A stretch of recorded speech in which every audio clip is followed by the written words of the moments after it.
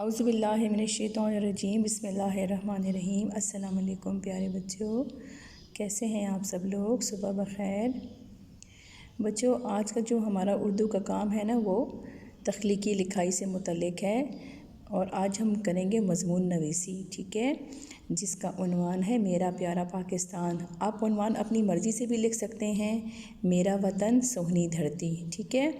تو یہ ویب میں نے آپ کے لیے بنایا ہوا ہے، اس کی مدد سے نا ہم جو ہے تو اپنے مضمون کو لکھیں گے، ٹھیک ہے۔ درسی کتاب کا جو صفحہ نمبر 12 ہے نا، اس کی مدد سے آپ مشکل الفاظ، ذخیرہ الفاظ آپ دیکھ سکتے ہیں وہاں سے، ٹھیک ہے۔ تو میں نے الفاظ لکھے ہیں وہ دیکھ لیں۔ پاکستانی، پورا نام، جھنڈا، قدرتی حسن، زرخیز میدان، وادیاں، ریگستان، ساحل سمندر، تاریخی مقامات، صوبے، دارالحکومت، جدید تعلیمی ادارے، نوجوان نسل کو اعلیٰ تعلیم، ایٹمی طاقت، پاک فوج، بہادر، سرحدوں کی حفاظت، اور آخری میں ہے اللہ میرے وطن کو سلامت رکھے، آمین، ٹھیک ہے۔ تو آپ نے اس طرح پیج پریپیئر کرنا ہے کاپی پر، اور اس طرح کام کرنا ہے۔ آپ نے سب سے پہلے لکھنا ہے جمعرات، جماعت کا کام، 18 مارچ 2021، عنوان ایک لائن چھوڑ کے لکھنا ہے، عنوان میرا پیارا پاکستان، مرکز نگاہ مضمون نویسی۔ پہلا سینٹنس میں نے آپ کے لیے شروع میں لکھ دی ہے، میں پاکستان سے محبت کرتی ہوں۔ جو بوائز ہیں وہ لکھیں گے محبت کرتا ہوں، اور لڑکیاں بچیاں لکھیں گی کرتی ہوں۔ کیونکہ کی وجہ آپ بتائیں گے۔ میں نے جو یہاں لکھا ویب، اس کی مدد سے میں کیونکہ کے بعد پہلا جملہ بناؤں گی، کیونکہ میں پاکستانی ہوں، میرے وطن کا پورا نام اسلامی جمہوریہ پاکستان ہے، میرے وطن کا جھنڈا سبز اور سفید رنگ کا ہے، سبز رنگ مسلمانوں کو اور سفید رنگ دوسرے مذاہب کے لوگوں کو ظاہر کرتا ہے، ٹھیک ہے۔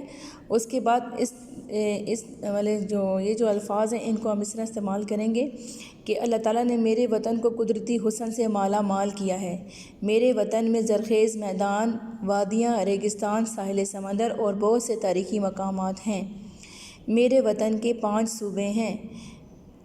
پھر صوبوں کے نام آپ لکھیں گے، پنجاب، خیبر پختونخوا، بلوچستان، سندھ اور گلگت بلتستان۔ آزاد کشمیر بھی میرے وطن کا حصہ ہے۔ میرے وطن کے دارالحکومت کا نام اسلام آباد ہے۔ اس کے بعد پاکستان میں جدید تعلیمی ادارے قائم ہیں جو کہ نوجوان نسل کو اعلیٰ تعلیم دے رہے ہیں، اور وہ نوجوان نسل ملک کی خدمت کرنے میں پیش ہیں، ٹھیک ہے۔